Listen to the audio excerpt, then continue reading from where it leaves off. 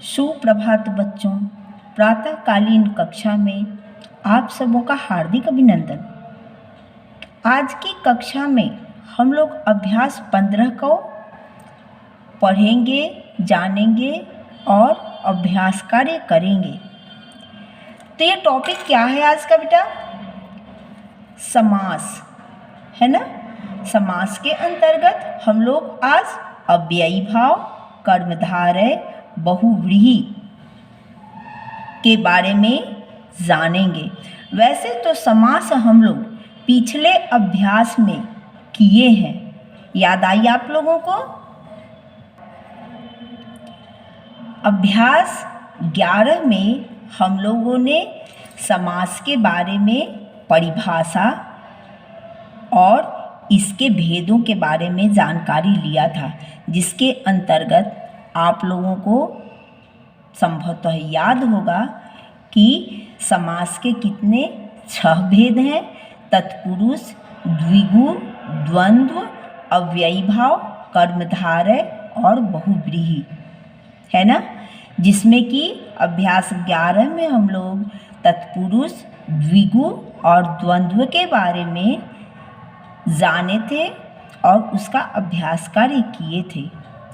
आज हम लोग शेष जो है अव्ययी भाव, कर्मधारय और बहुव्रीहि के बारे में इस अभ्यास में जानकारी लेंगे और अभ्यास कार्य करेंगे।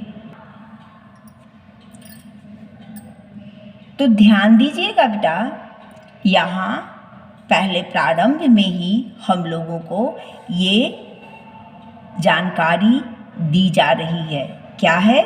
पिछले पाठों में तत्पुरुष, द्विगु और द्वंद्व समास पढ़ चुके हैं। अब आइए अन्य समास के को पढ़ें, जिसमें अव्ययी भाव, कर्मधारय, बहुव्रीहि समास के उदाहरण नीचे दिए गए हैं। ठीक है ना। अब सबसे पहले हम लोग इन उदाहरणों को पढ़ेंगे और तब फिर समझने के बाद अभ्यास कार्य करेंगे। चलिए, ये 3 कॉलम बना करके और इसे स्पष्ट किया गया है। ये पहला कॉलम समास, दूसरा समस्त पद और तीसरा कॉलम है ये समस्त पद का विग्रह, जो कि हम लोग पहले जो पहले जो हम लोगों ने 3 समास पढ़ा उसमें ये जानकारी लिए थे कि समस्त पद क्या होता है और समस्त पद का विग्रह क्या होता है। तो देखिए, ये अव्ययी भाव, समस्त पद यानी शब्द है क्या? बेनकेल। इस पद का विग्रह करते हैं तो क्या होता है? बिना नकेल के। दूसरा शब्द है पतली पतली, अर्थात बिल्कुल पतली, है ना। और ठीक है, अब ये दूसरा जो समास हुआ कर्मधारय, समस्त पद शब्द अर्थात शब्द पुरुषोत्तम विग्रह करते हैं। क्या होता है? पुरुषों में जो उत्तम है, अर्थात पुरुषोत्तम। ठीक है। चलिए, ये दूसरा कमल नयन, विग्रह करने पे कमल के समान नयन। समझ में आई? अब ये देखिए, ध्यान देने वाली बात है तीसरा, क्या है? और अंतिम, यानी समास के अनुसार ये 6ठा भेद है ना। बहुव्रीहि नाम से ही स्पष्ट है, जो कि विशेष अर्थ दे। बहुव्रीहि 4 पाई विग्रह करते हैं। 4 पाए हैं जिसके, अर्थात किसके? 4 पाई कहेंगे, जो कि खाट होता है ना। आप लोगों ने देखा होगा कि खाट किसको कहते हैं? 4 पाया। और ये जनरली गांव में या पहले ये देखने को मिलता था, यानी 4 पाई जिसके हों वो 4 पाई हुआ, है ना। चलिए, तिरंगा विग्रह करने पे 3 रंग हैं जिसमें, अर्थात उदाहरण के रूप में ये होता है हमारा राष्ट्रीय ध्वज। यही है बेटा बहुव्रीहि।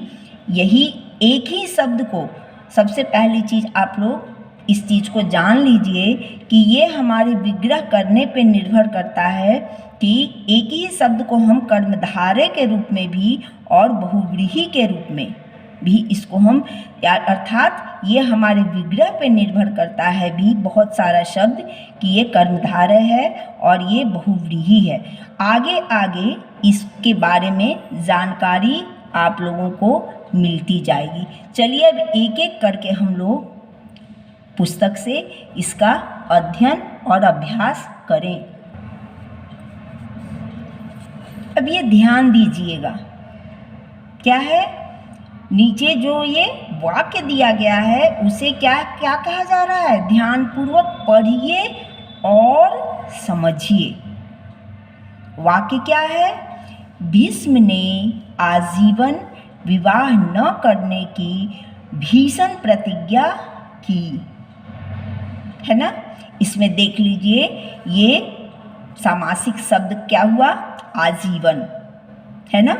शब्द में पूर्वपद, अव्यय तथा प्रधान है, अर्थात जिस समस्त पद में पूर्व पद अव्यय हो तथा प्रधान हो उसे अव्ययी भाव समास कहते हैं। समझ में आई बच्चों।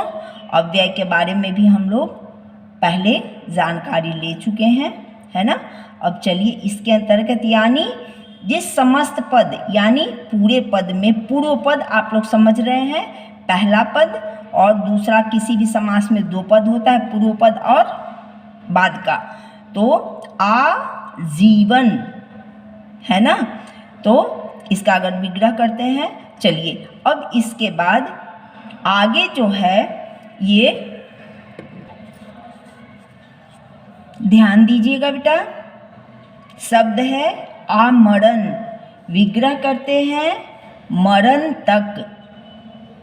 ख है गली गली, क्या होगा, हर गली। तीसरा है प्रतिदिन, क्या होगा, प्रत्येक दिन।